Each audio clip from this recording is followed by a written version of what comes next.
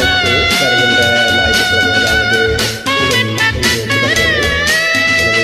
நாட்களில் 3 நாட்களில் வர இருக்கின்ற அம்மா நாளுக்கு ஒட்டுமொத்த உலகத்தில் இருக்கும் எல்லா அம்மாமாருக்கும்